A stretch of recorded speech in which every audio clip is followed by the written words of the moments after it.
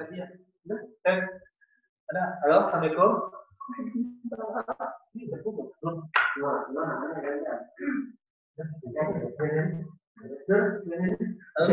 assalamualaikum.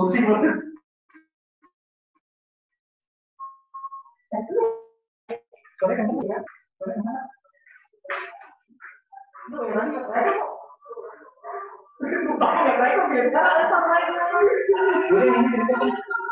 Lumayan lah Bu. Tapi ini aku ya.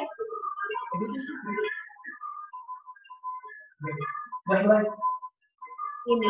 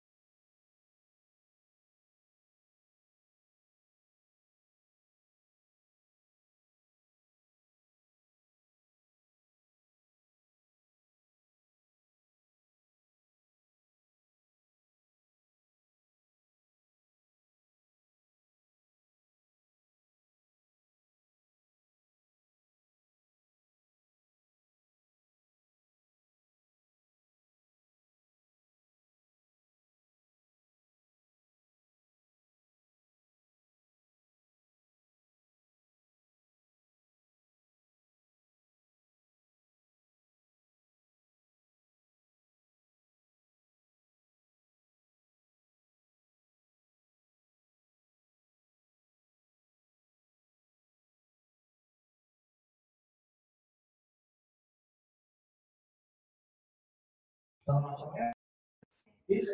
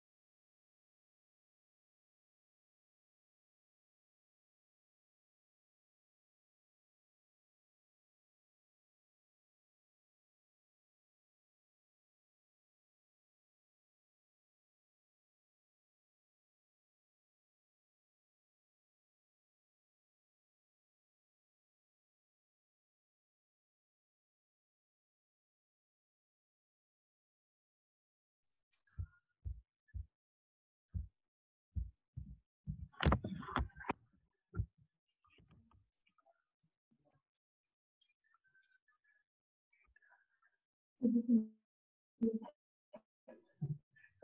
warahmatullahi wabarakatuh, adik-adik.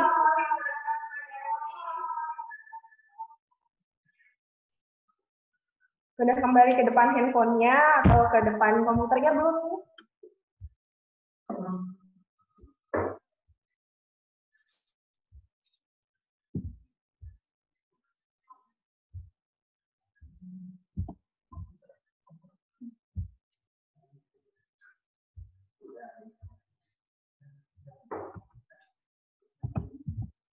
Oke, selamat siang. Hari ini kita akan membahas tentang PO3 biologi ya. Sudah disiapkan buku tulisnya untuk mencatat? Ya, kita mulai pembahasannya ya.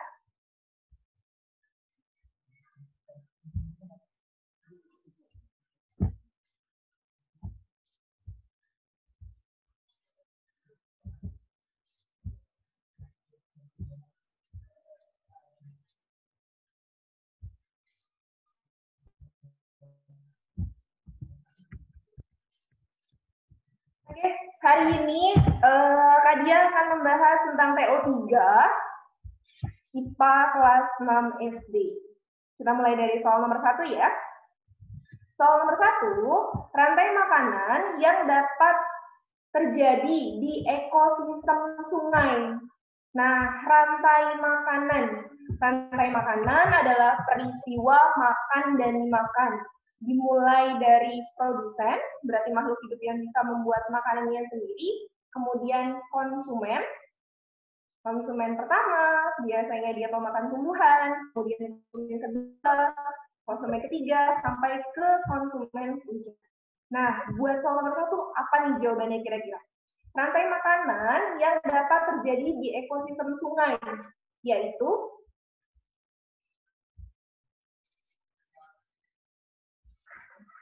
jawabannya yang mana? Oke.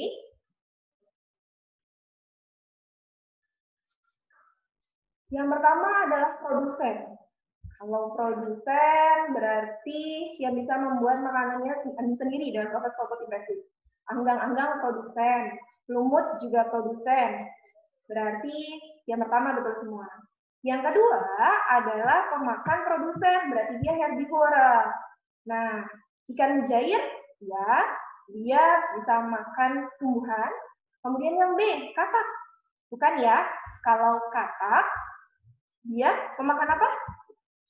Herbivora bukan? Bukan ya, katak dia makannya serangga. Berarti yang B salah. Kemudian yang C juga katak, berarti yang C juga salah. Maka jawabannya adalah kalau tidak yang A, kemudian yang D. Nah, siput tidak makan ikan mujair, maka jawabannya adalah yang A. Rantai makanan yang dapat terjadi di ekosistem sungai, dia adalah ganggang, ikan mujair, burung bangsa. Oke, sudah dilihat soalnya. Soal TO-nya ada 40 soal. Ada yang mau ditanyakan per soal atau mau diurut pembahasannya?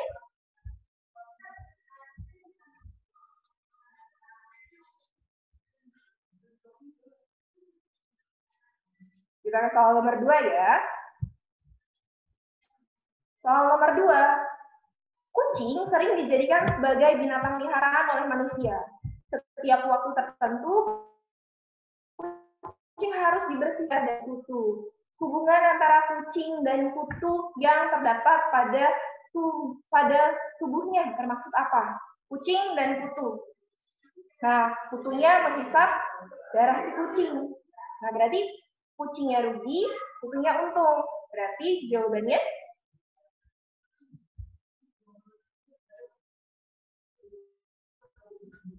oke, jawabannya adalah simbiosis parasitisme. Karena yang satunya untung, satunya rugi. Nah, adik-adik bisa diingat lagi, hubungan simbiosis, hubungan timbal balik antara makhluk hidup itu ada 3. Ada mutualisme, komensalisme, kemudian parasitisme. Kalau mutualisme, keduanya saling menguntungkan.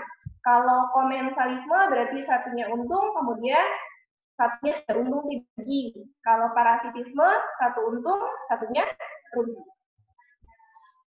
Sudah? Kita lanjut ke slide nomor berikutnya. Kalau kupu-kupu dengan bunga, hubungan yang terjadi adalah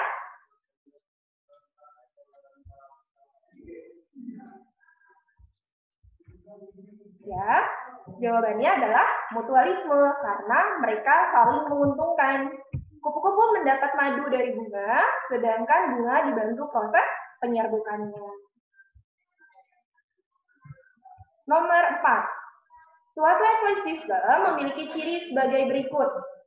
Ekosistemnya curah hujannya rendah, berarti dia jarang hujan. Yang kedua, datarannya banyak batuan dan pasir. Yang ketiga, tanahnya tandus dan sulit menyimpan air.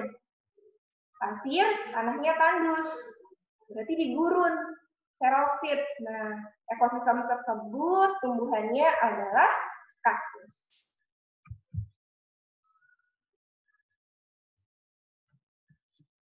Ya. Nomor 5.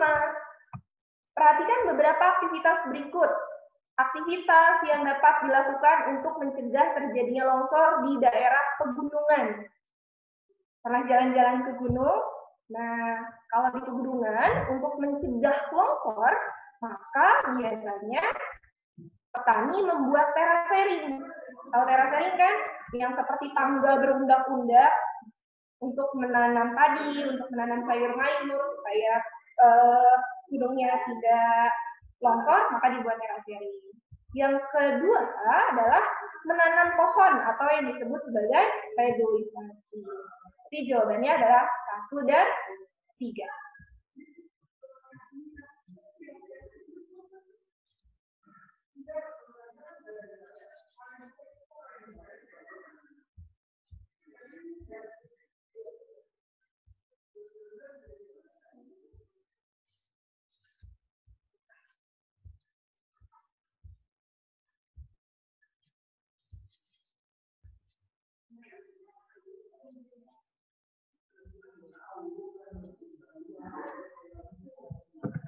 Kalau lihat yang menjadi kapasitas boleh. Kalau nggak mau nanya.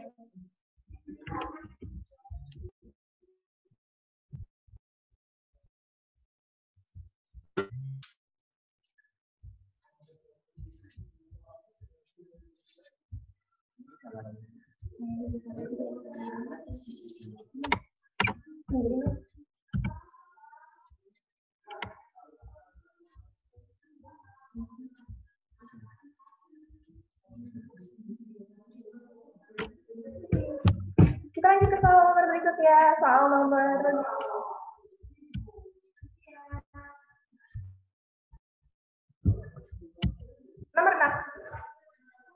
Nomor 6, perhatikan gambar tumbuhan berikut. Bagian yang ditunjukkan oleh huruf A. Huruf A dia menunjuk daun. Nah, bagian yang ditunjukkan oleh huruf A berfungsi untuk apa? Daun tempat fotosintesis. Berarti apa jawabannya? Menyerap air dan mineral, itu akar ya. Menghasilkan biji, bunga. Melakukan penyerbukan, bunga. Berarti jawabannya adalah membentuk karbohidrat. Oke, Dava betul. Membentuk karbohidrat. Kita ke soal nomor 7. Nomor 7. Hewan berikut ini memiliki tipe metamorfosis yang sama dengan nyamuk. Kita pernah belajar di kelas bahwa metamorfosis pada makhluk hidup ada 2. Ada metamorfosis yang sempurna dan ada metamorfosis yang tidak sempurna.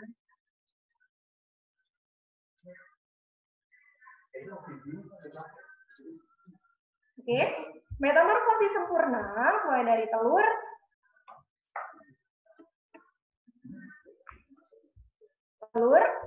larva sama dengan ulat, kemudian pupa atau kepompong, dan kupu-kupu. Metamorfosisnya sempurna. Biasanya dia bentuknya berubah, jadi tidak sama dari kecil dengan dewasanya. Sedangkan kalau metamorfosisnya yang tidak sempurna, biasanya bentuknya sama. Dari kecil ke besar bentuknya, morfologinya, bentuk luarnya sama, hanya ukurannya berbeda. Nah, dia adalah telur, nimfa, imago, dewasa. Contoh metamorfosis yang tidak sempurna adalah kecoa. Dari yang kecil sampai yang besar kan sama tuh. Bentuknya dia tidak berubah. Kemudian belalang juga. Belalang kecil sampai belalang dewasa bentuknya sama. Berarti mereka metamorfosisnya tidak sempurna. Sedangkan kalau metamorfosis yang sempurna, dia mengalami perubahan bentuk. Telur pada kupu-kupu, lalu kemudian jadi ulat. Ulat kemudian jadi kepompong, jadi kupu-kupu. Nah, itu berbeda bentuknya. Dia adalah metamorfosis yang sempurna. Nah, berarti untuk soal nomor 7, jawabannya apa nih? Tipe metamorfosisnya sama dengan nyamuk. Nyamuk itu metamorfosisnya sempurna. Berarti jawabannya adalah D, kata. Telur, kemudian jadi berudu atau yang kamu sebut kecebong, kemudian katak yang berekor, kemudian ekornya menghilang, nah, baru menjadi kata dewasa. Oke, kita lanjut ke soal nomor 8, masih dengan metamorfosis.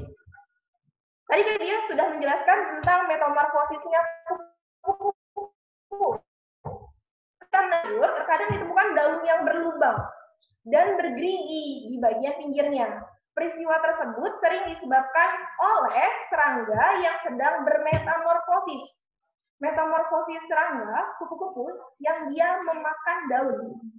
Berarti, wah, tadi ulat sama dengan larva. Oke, jawabannya betul. Jawabannya adalah D.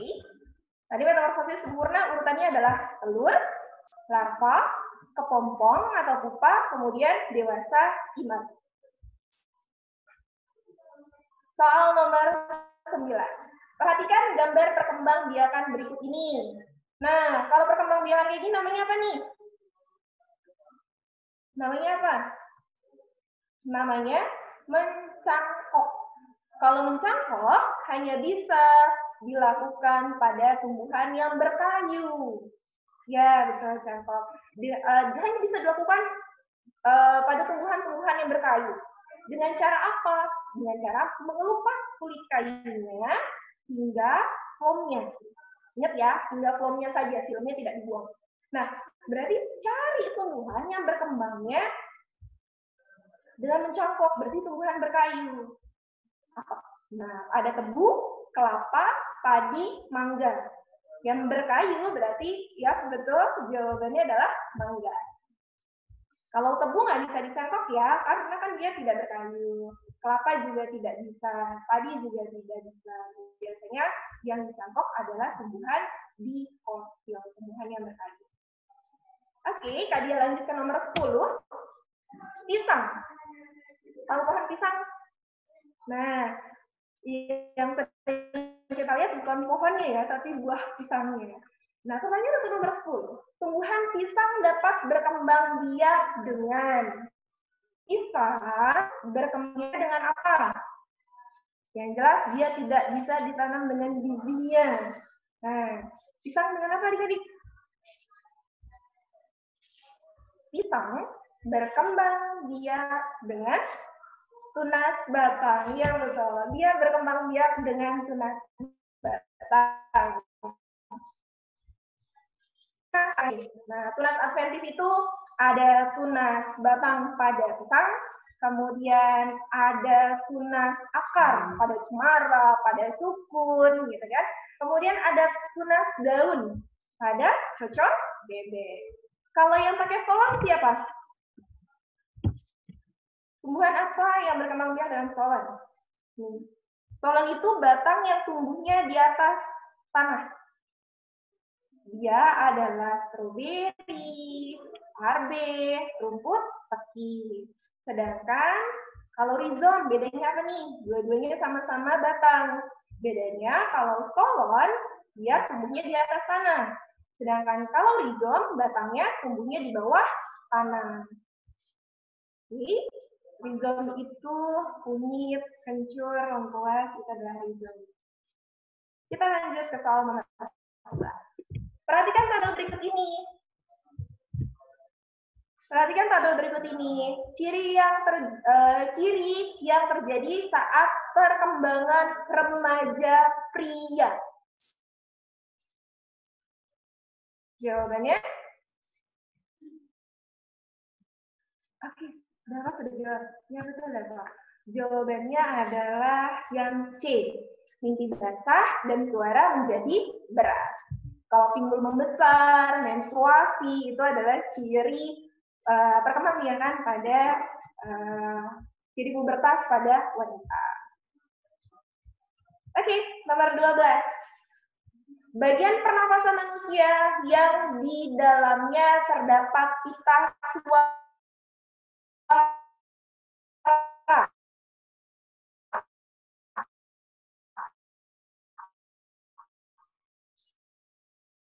Hidung kita dengan rongga mulut. Nah, itu namanya faring yang membantu proses bernapas ketika kamu nggak bisa napas dari hidung. Misalkan kamu pilek nggak bisa napas dari hidung, tapi masih bisa napas kan? Nah, masih bisa napas dari mulut. Nah, karena lewat mana udaranya? Karena udaranya melalui faring. Kalau trakea, batang tenggorok, kemudian bronkus adalah cabang dari trakea. 13. Perhatikan gambar rangka manusia berikut ini. Rangka seperti gambar berfungsi untuk melindungi organ. Jadi dia adalah tulang rusuk. Kecuali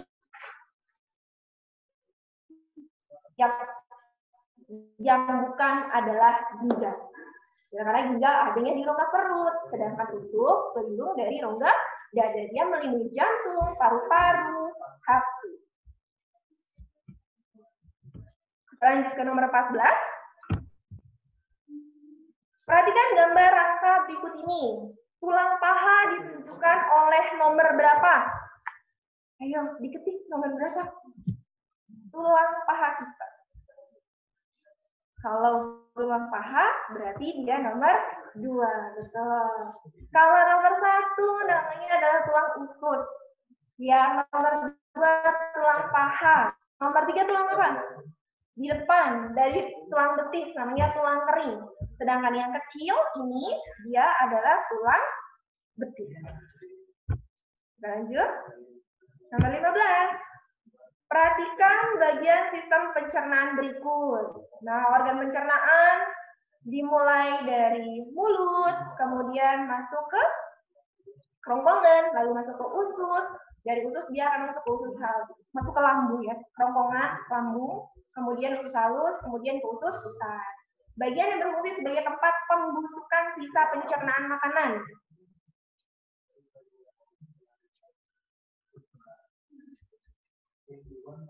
Ya, boleh diketik aja jawabannya. Diketik atau diketik boleh. Angkanya ngacak. Oh, mungkin dia buffering deh.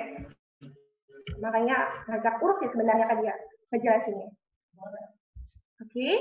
Nomor 3. Pembusukan sisa pencernaan makanan, dia adanya, betul, dia ada di nomor 3. Pembusukan makanan adanya di usus tebal. Ya, jadi di usus tebal atau usus besar, fungsinya adalah untuk membusukkan sisa-sisa pencernaan makanan kita dan untuk menyerap air. Itu fungsinya. Ya, pembusukan dan bakteri. Oke, paham ya? Kita lanjut ke nomor 16. Masih tentang pencernaan. Gangguan sistem pencernaan pada usus besar, dia menyebabkan sering buang air besar. Jadi dia buang air besar melulu. Itu disebut diare. Ya. Kalau sembelit berarti susah buang air besar. Jadi dia pupnya susah. Karena kenapa? Karena kekurangan keras. Kalau mah, nanti terjadinya pada lambung. Sedangkan ambeien, ini berarti wasir. Dia nggak bisa, bukan lagi duduk, sulit duduk ya. Ambeien itu jadi venanya dia, pembuluh darah kita yang namanya vena membesar di anus gitu. Jadi anus kan buat membuang air besar ya, jadi dia sulit untuk begitu. Oke, nomor 17. Nomor 17. Masih ingat bagian-bagian jantung? Perhatikan gambar jantung berikut ini. Bagian jantung yang berfungsi menerima darah manusia. Nah, jantung kita terdiri dari 4 ruangan. Yang di bagian atas namanya adalah serambi. Yang di bagian bawah bilik. Oke, serambi dan bilik. Nah, nih kalau tadi gambarin. Bagian atas serambi, bagian bawah namanya bilik. Ingat ya, kalau membaca gambar, kebalikan dari kita. Kalau tangan kanan, berarti dia bagian sebelah kiri. Oke, berarti nomor 3 tadi serambi kiri. Kemudian nomor 4-nya dia adalah bilik kiri. Kalau yang kanan, kalau dia adanya di sebelah kiri, berarti dia bagian kanan. Berarti nomor 1 serambi kanan, nomor 2 adalah bilik kanan. Oke, pertanyaannya, bagian jantung yang berfungsi menerima darah dari seluruh tubuh. Seluruh tubuh, berarti peredaran darahnya adalah peredaran darah besar. Nah, kalau peredaran darah besar, berarti yang pompa adalah bilik kiri ke seluruh tubuh kita bagian atas, bagian bawah, kemudian oksigennya dipakai untuk memecah makanan, lalu dari seluruh tubuh akan masuk ke serambi kanan. Jadi bagian jantung yang berfungsi menerima darah dari seluruh tubuh, berarti yang nomor 1. Apa tadi namanya? Kalau atas? Serambi ya, berarti dia adalah serambi kanan.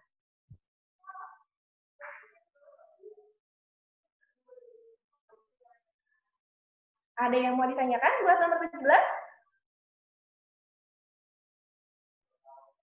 Nomor 20. Oke, Kadia. Nomor 20. Nah, perhatikan tabel kegiatan perubahan wujud yang terjadi berikut. Perubahan wujud. Masih ingat perubahan wujud? Wujud benda, ada zat padat, ada zat cair, ada zat gas.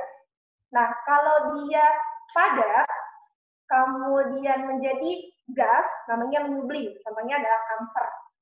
Nah, kemudian kalau dari gas, kemudian dia jadi padat, itu namanya menghablur atau deposisi.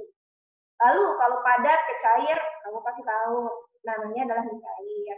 Kalau dari cair jadi padat, dia berarti membeku. Kalau kemudian dia cair, lalu menjadi gas, berarti kan dia menguap. Kan? Kemudian kalau dia dari uap jadi cair, berarti namanya mengembun. Kita lihat soalnya. Nah, pembuatan minyak kayu putih menguap kemudian membeku, tidak. Kayu putih dibuat melalui proses penyulingan. Terakhir dia akan menghasilkan zat cair. Kemudian yang kedua, proses membatik kain dengan malam. Mencair, kemudian menguap. Tidak, dia dari cair, kemudian dia tidak menguap ya. Lalu yang nomor 3, menahan uap air panas pada gelas dengan tutup gelas. Jadi kamu menaruh air panas, kemudian ditutup. Nah, ditutup gelas ya kan ada bintik-bintik airnya. Itu disebut sebagai menguap, kemudian mengembun. Menguapnya apa? Menguapnya adalah ketika si air panas tadi, si air panas melepaskan uap panasnya. Itu namanya adalah menguap. Kemudian mengembun ketika uap tadi menjadi air. Maka jawabannya adalah yang nomor 3. Ya, betul. Jawabannya adalah C. Sudah? Ada lagi yang mau ditanyakan nomor berapa?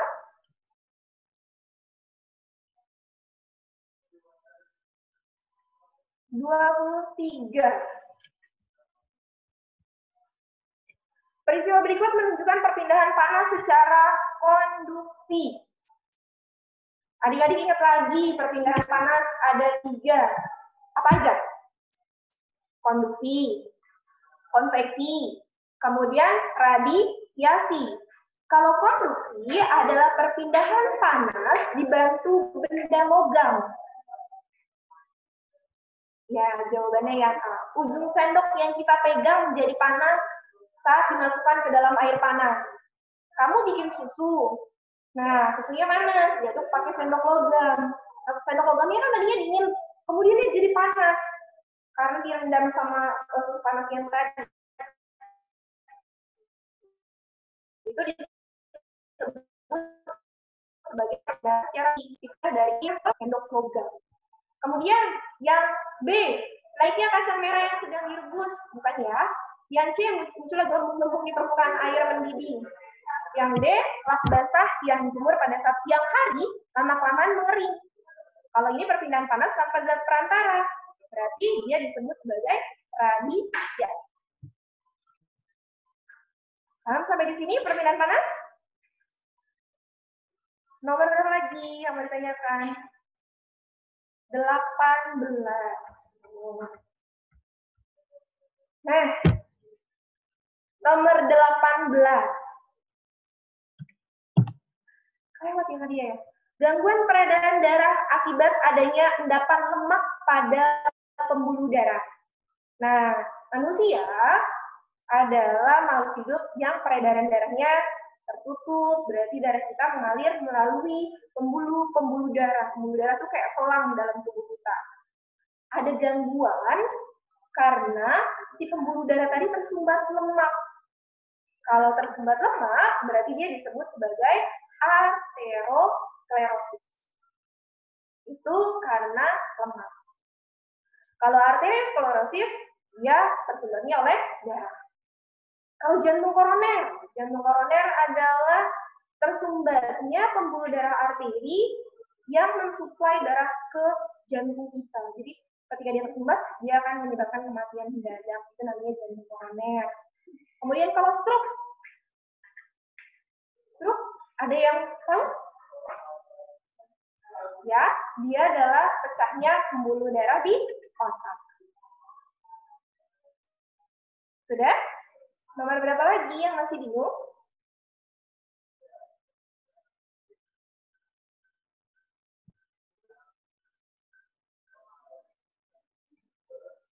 Nomor 30.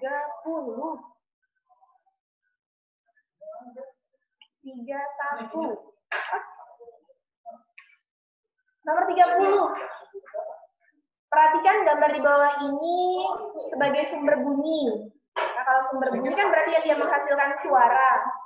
Kalau dia menghasilkan suara, berarti dia adalah yang I, yang S, dan yang T. Itu adalah sumber bunyi.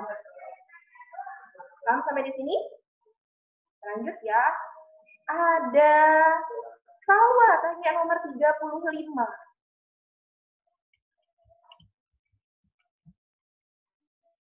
Salwa, tanya nomor 35. Berhenti dulu sebentar ya, Dek. Nomornya 3529. Oke. Nomor 35. Ada yang masih ingat planet-planet?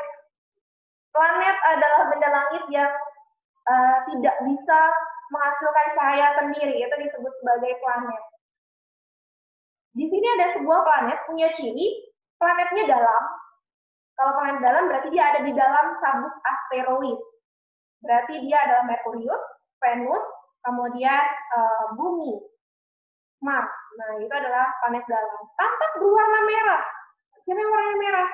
Berarti dia adalah Mars. Dari situ kita bisa tahu cirinya planet merah. Nah, berarti dia adalah planet Mars.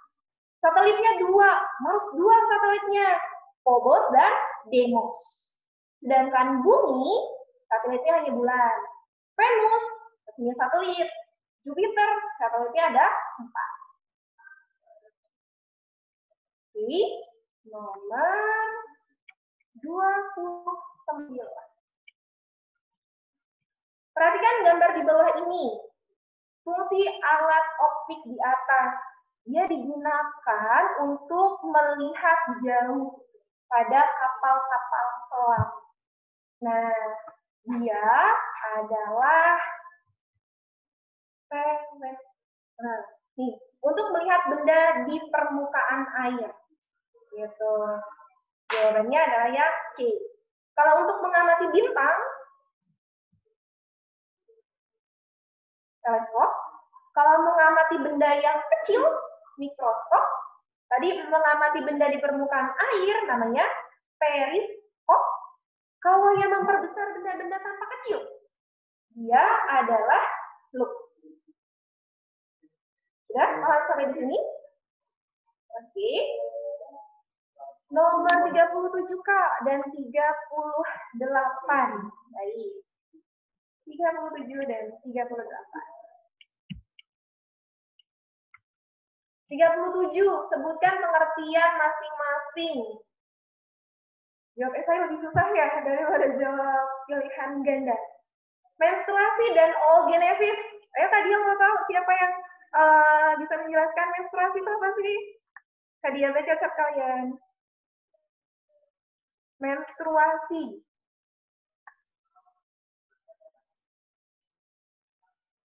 Menstruasi, ya.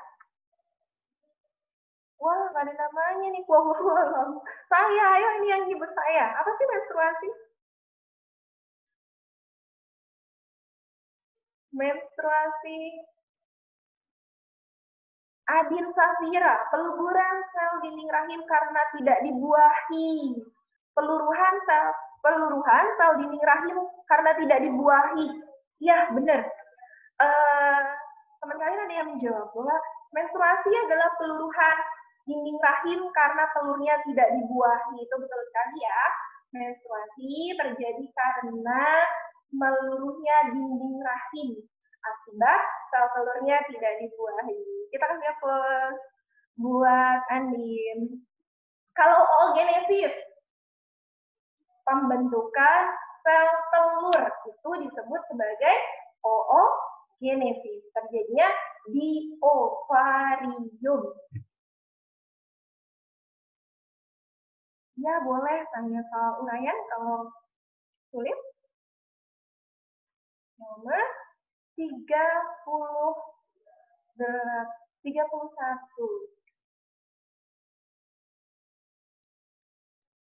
Daur air. Nah, perhatikan gambar berikut. Siapa nih yang nanya tentang daur air? Nomor 31. Peristiwa berikut ini peristiwa kondensasi. Ditunjukkan oleh nomor berapa? Daur air adalah peristiwa siklus air, perputaran air di bumi. Nah, dimulai dengan pertama adalah pemanasan, penguapan. Jadi matahari menyinari bumi, kemudian dia menyebabkan penguapan di air yang disebut sebagai evaporasi. Nomor 1. Kemudian kalau penguapan yang berasal dari tumbuhan namanya adalah transpirasi. Kemudian uap air ini akan naik ke atas. Nah, uap air ini akan naik ke atas. Kemudian dia mengalami pendinginan, namanya kondensasi. Si uap air yang tadi menjadi berat karena mengalami pendinginan. Lalu awan akan bergeser karena hembusan angin. Nah, dia akan jatuh sebagai hujan, disebut presipitasi. Ingat tadi penguapan, kalau di laut namanya evaporasi, kalau penguapan yang tumbuhan namanya transpirasi. Setelah airnya menguap, mengalami pendinginan, namanya kondensasi. Kemudian jatuh, kalau iklimnya tropis jadi hujan. Tapi kalau musim dingin di negara 4 benua, dia bisa turun sebagai salju. Kemudian air akan diserap yang disebut infiltrasi. Nanti dia jadi air cadangan bawah tanah atau mengalir lagi kemudian ke laut. Nah, berarti kondensasi dinginan. Berarti jawabannya D.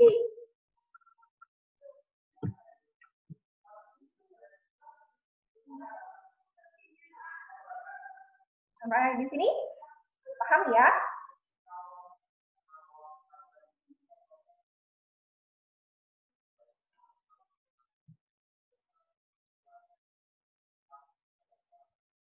38. Wah, banyak sekali yang tidak bisa menjawab kalau 38 ya.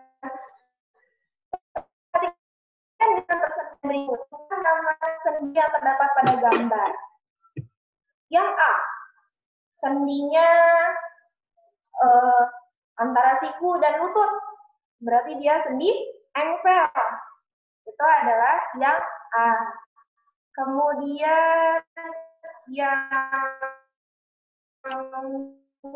B, yang B itu dia sendi putar. Benar ya? Dia sendi putar. Nah, berarti dia ya apa nanti dijawab lagi. Ada lagi yang mau ditanyakan, nomor berapa soal teorinya yang masih? Kalau sendi peluru, Kak, sendi peluru itu bentuknya bulat, ingat aja. Peluru kan bentuknya bulat, maka sendi peluru ada pada tulang kita yang bentuknya bulat. Di mana? Di gelang bahu sama di panggul. Wih, semangat sekali, baterai sampai habis. Oh ya, kita lanjut lagi. Ada yang mau ditanya ini?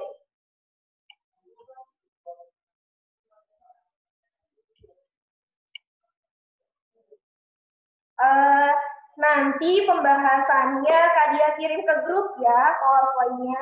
Nah saja. Nanti kamu bisa salin dari sana lagi.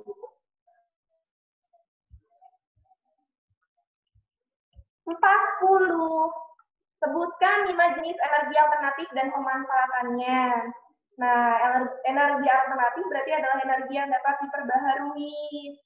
Contohnya, pembuatan biogas itu adalah energi alternatif.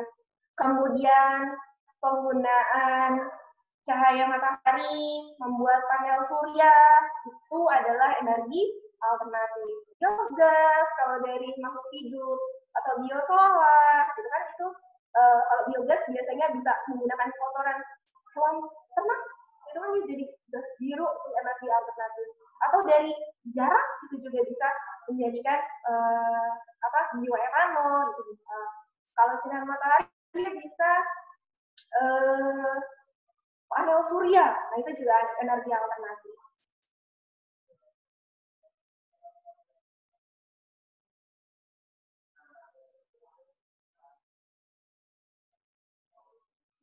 Ya benar, energi angin, cahaya matahari, itu juga energi alternatif. Dan Indonesia sudah punya ya energi angin yang kemudian jadi sumber daya listrik. Air, dia bisa jadi pembangkit tenaga listrik PLTA, air, bioetanol, oke. Sudah? Satu soal terakhir sebelum Kak Dia tutup, ada yang masih mau ditanyakan? Oh, masih 10 menit ternyata Kak Dia salah jam. Silahkan waktunya. 33:28 ya Kak Dia tutup kertas ya. 33:38.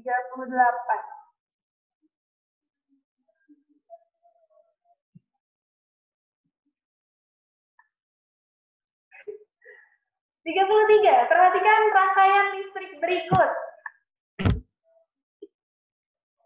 Jika saklar S2 diputus, sedangkan saklar S1 dan S3 tersambung. Saklar 3-nya dan saklar 1-nya tersambung, tapi yang 2 terputus. Nah, 1, 3-nya tersambung, tapi 2-nya terputus. Berarti yang dilalui oleh saklar S2 tidak akan mengalir listriknya kan ya? Berarti lampu yang tetap menyala adalah yang L1 dan L2 karena arus listriknya tetap mengalir. Sedangkan kalau yang sumber listriknya dari S2, dia tidak akan mengalir, maka L4. dan L3-nya dia akan panjang. Maka jawabannya adalah yang A.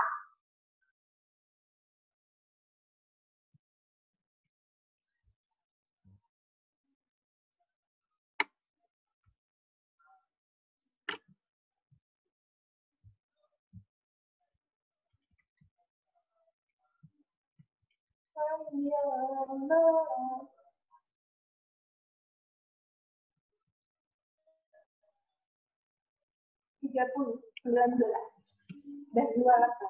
Kakak, ini ada 19 dan 28. Bentar ya, 19. Proses pembuatan minyak atsiri. Minyak atsiri itu adalah minyak yang berasal dari tumbuhan. Nah, biasanya dia dijadikan sebagai parfum minyak atsiri. Proses pembuatan minyak atsiri berasal dari pendinginan uap terlarut atsiri setelah dipanaskan. Perubahan wujud yang terjadi pada saat pendinginan uap atsiri sama dengan pembuatan minyak wangi dari bunga. Jadi kalau minyak atsiri ingat aja parfum, dia adalah minyak yang ada pada tumbuh-tumbuhan. Nomor 28.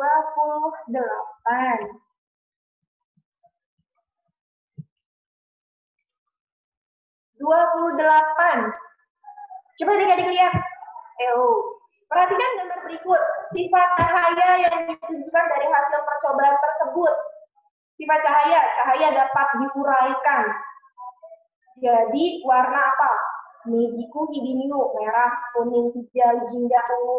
Itu berarti cahaya dapat diuraikan. Cahaya merambat lurus. Kalau di depan kalian benda bening, gitu kan? Kemudian ada cahaya lampu yang kamu lihat.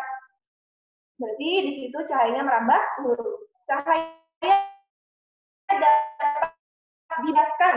Kamu melihat ke bawah kolam, gitu, atau pensil kamu letakkan di dalam air, kok kayak patah ya? Nah, itu berarti cahayanya dapat dibiaskan. Cahaya dapat dipantulkan. Kamu bercermin, yang kamu lihat di cermin itu adalah pantulan dari bayangan kamu. Itu namanya cahaya dapat dipantulkan. Kalau pada gambar ini, coba adik-adik lihat, di sini ada cahaya matahari. Kemudian ada cermin datar di dalam air.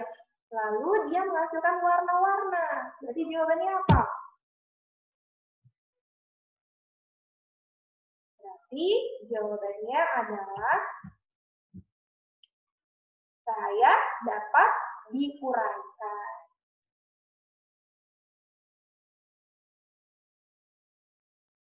Rifda tanya, kalau misalnya kolam berenang kelihatannya pendek, Kak. Terus namanya apa? Nah, kalau cahaya melewati dua medium yang berbeda, kalau kan Rifda di atas nih, kemudian kelihatan kolam. Berarti dari udara ke air kan? Nah, itu disebut sebagai pembiasan. Kalaupun sama, misalkan Rifda dari bawah kolam, kemudian lihat ke atas, kan jaraknya jadi berbeda ya Rifda. Itu juga namanya pembiasan. Jadi kalau pembiasan ingatnya, dia melewati medium yang berbeda.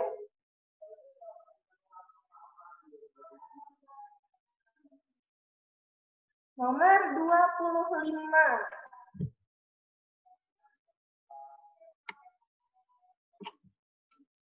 Kamila tanya nomor 25.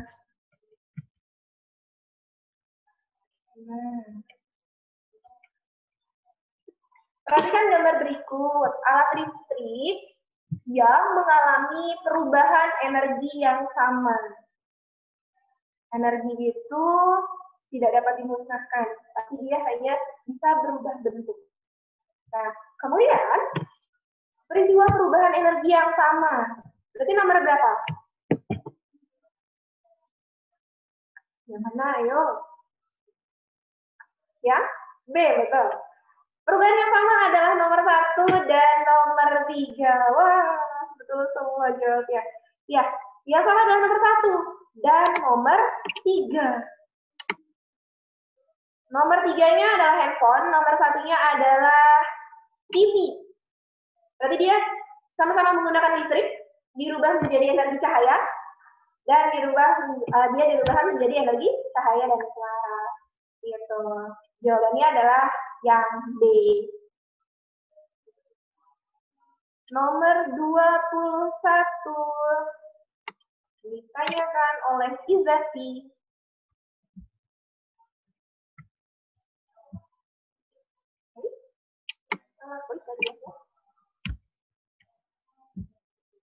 Dua satu 22. Sebentar ya.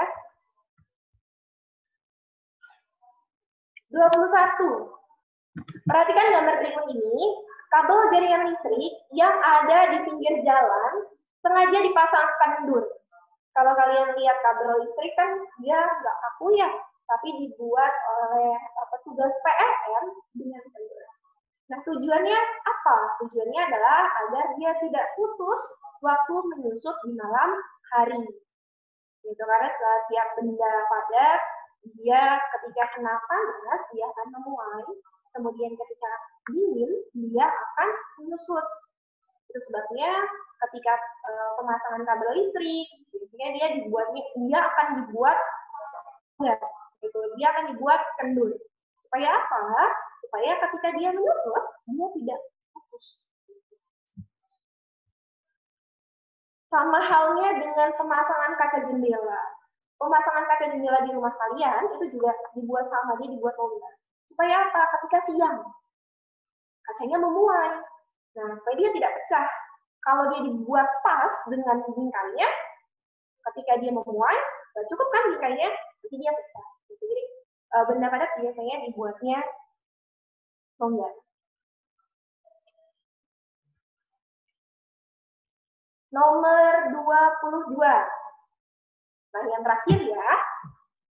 Tadi sudah dijelaskan, ada perpindahan panas secara konduksi, konveksi, dan radiasi. Kalau konduksi, perpindahan panasnya dibantu dengan benda logam. Kemudian kalau konveksi, dia dibantu oleh udara, oleh air. Kalau radiasi, yang soal sebelumnya sudah pernah ditanyakan sama teman kamu. Radiasi itu tanpa zat perantara. Jadi ketika tadi menjemur terus kemudian kering, itu namanya radiasi. Soal nomor 22, pasangan peristiwa dan perpindahan kalori yang benar berarti dia adalah, betul, dia adalah B. Tiang bendera dari besi terasa panas. Bukti, karena kan diperantarai benda logam. Kemudian yang nomor 3, tubuh terasa hangat ketika di tepi api unggun. Jadi ketika kamu ada di depan api unggun, itu berarti namanya adalah radiasi. Oke. Gimana kakak? Waktunya cukup apa sudah selesai? Oh, masih 2 menit.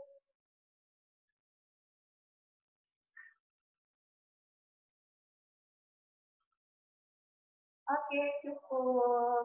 Alhamdulillah. Nanti kalau ada yang masih ingin ditanyakan, silakan ikut konsul online ya. Nanti slide-nya akan dia share ke grup.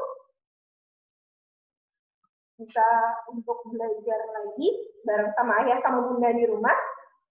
Kita tutup belajar IPA-nya hari ini dengan alhamdulillah. Semoga ilmunya bermanfaat.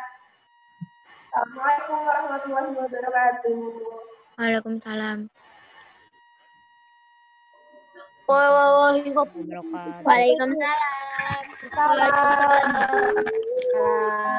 Alhamdulillah. Suara berisik.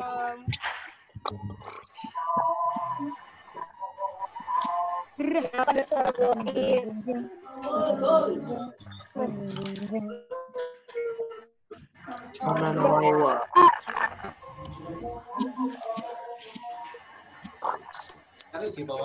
Ya, assalamualaikum adik-adik.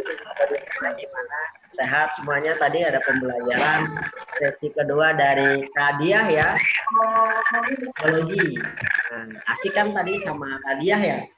Nah, kalau misal adik-adik pengen masih bertanya, bisa masih online ya. Pembelajaran dari Kadiah tadi, guru biologi, bisa lewat chat juga, lewat konsultasi Dan juga bisa kalian lihat di YouTube Bimbel Nurul Fikri Bekasi. Bisa lihat di Instagramnya dan bisa lihat di Facebook. Di Facebooknya BKB Bimbingan Konsultasi Belajar Nurul Fikri ya. Kakak ada Kasep ya dari pengajar BP, masih ingat ya dengan Kasep ya. Terus tadi namanya kalau nanti ketemu lagi di hari Kamis ya, dan namanya itu harus pakai kode lokasi, misalkan 267 Asfar, itu bagus banget ya Asfar ya. Terus apalagi yang kakak ingetin, jangan lupa sholat karena udah azan ya. Baik, Kak Asep sebagai moderator, kata-kata yang salah ya. Ingat rajin belajar dan juga sholat, banyak berdoa juga, dan kita tutup, sebelum kita tutup baca istighfar 3 kali. Astagfirullahaladzim, astagfirullahaladzim, astagfirullahaladzim. Baik, billahi taufiq wal hidayah adik-adik ya. Assalamualaikum warahmatullahi wabarakatuh. Waalaikumsalam warahmatullahi Ya, wabarakatuh. sampai jumpa lagi di hari Kamis ya. Salam, nanti ketemu lagi sama Kak Asep ya di baik. Assalamualaikum. Dadah. Salam juara. Bye.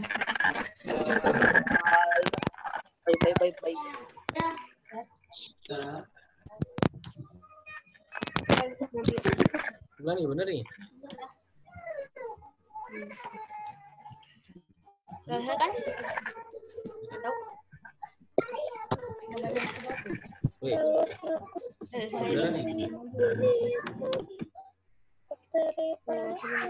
Keluarnya gimana? Keluarnya gimana? Mau tahu orang. Yang ada suara goib.